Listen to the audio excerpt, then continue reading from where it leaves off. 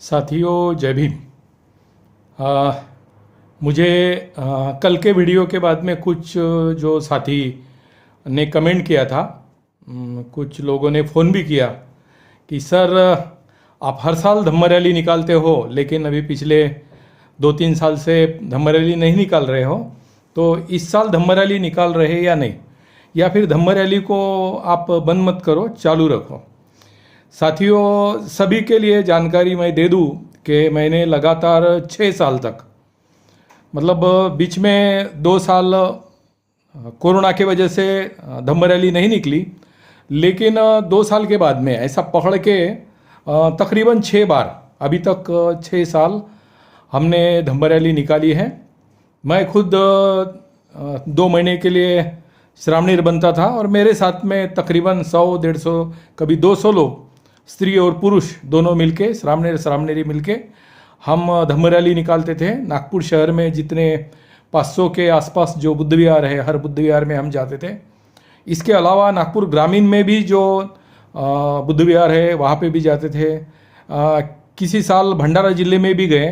तो नागपुर और आजू बाजू में हमने लगातार 6 साल तक धम्म रैली निकाली है। तो धम्म रैली और वो धम्म रैली तकरीबन 30 दिन, 40 दिन, एक बार 50 दिन भी वो धम्म रैली निकली है। तो धम्म रैली निकालने का मकसद ऐसा था, उसके पीछे कारण ऐसा था कि हम हमारे समाज को आर्थिक दृष्टि से, शैक्षणिक दृष्टि से तथा धार्मिक दृष्टि से समृद्ध करना चाहते थे। तो साथियों ये भाषण से तो समृद्ध नहीं होता है कोई भी समाज किसी भी मामले में, क्योंकि ये लॉन्ग टर्म एक्शन है, ये हमें पता था। लेकिन किसी भी समाज को यदि इस लिए जागरूक करना है तो जागरूक करने के लिए awaken the mass, arouse them and put them in action, तो उनमें जागृति तैयार करना, उनको प्रेरित करना और उसके लिए प्रत्यक्ष कृति करना, ये क्रांति के, कोई भी परिवर्तन के 3 जो जरूरी नियम हैं। तो उसके तहत अवेकनिंग करने के लिए हमने 6 साल तक ये निकाली और हर मोहल्ले में, हर विहार में जाके हमारे अपने समाज को ये समझा है कि भाई हम बाबा साहब के लोग हैं, हम बहुत पिछड़ गए हैं, तो हमें यदि आगे आना है तो हमें आर्थिक दृष्टि से समृद्ध बनना पड़ेगा, बहुत बड़ा समृद्ध बनना पड़ेगा, शैक्षणिक दृष्टि से बहुत समृद्ध बनना पड़ेगा, और इतना ही नहीं तो जो सबसे ज़्यादा जरूरी है धार्मिक दृष्टि से भी हमें बहुत ज़्यादा समृद्ध बनना पड़ेगा। ये 3 विषय की जानकारी हमने धम्म रैली में दी। सिर्फ जानकारी दे के परिवर्तन नहीं होता, तो आर्थिक दृष्टि से समृद्ध बनने के लिए एक नागपुर जिला लेवल पे एक पथ संस्था निकाली है।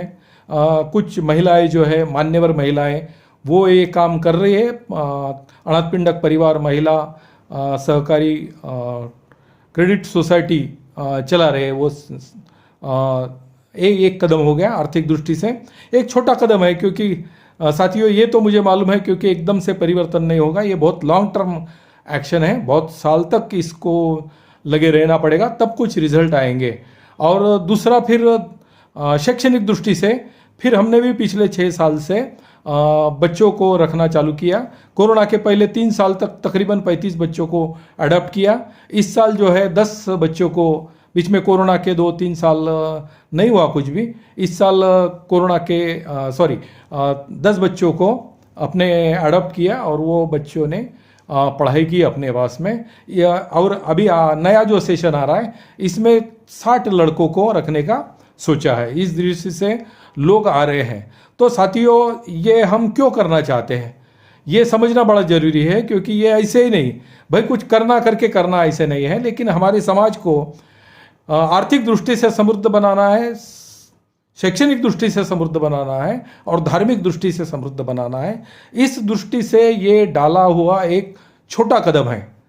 ये तो एक छोटा कदम है, ये इससे पूरा होने वाला नहीं है, लॉन्ग टर्म एक्शन है। बहुत सारे लोगों को इसमें सम्मिलित होना पड़ेगा, बहुत सारे लोगों को इस अभियान को आगे आकर सफल बनाना पड़ेगा अपने अपने इलाके में, अपने अपने एरिया में। तो इस दृष्टि से ये एक पहल की है। जो प्रश्न पूछा था मेरे साथियों ने, मेरी बहनों ने कि भाई धम्म रैली क्यों नहीं निकालते, तो साथियों इस साल जब हमारे पास में 60 बच्चे अभी रहेंगे, 60 बच्चे यदि काशाय वस्त्र में, तो हम लिमिटेड लेवल पे कुछ शहरों में थोड़े दिनों के लिए 2 या 3 दिनों के लिए थोड़ा थोड़ा धम्म रैली अवश्य निकालेंगे, क्योंकि ये जो बच्चे हमारे पास में आए हैं ये पढ़ने के लिए आए हैं, तो इनकी पढ़ाई के ऊपर भी ध्यान नहीं होना चाहिए, तो दूर नहीं होना चाहिए। इन्होंने मेन जो ऑब्जेक्ट हैं तो पढ़ाई के मामले में ज़्यादा समय इन्होंने देना चाहिए, तो इसलिए थोड़े थोड़े समय के लिए इस साल हम धम्म रैली जरूर निकालेंगे। साथियों धन्यवाद। जय भीम।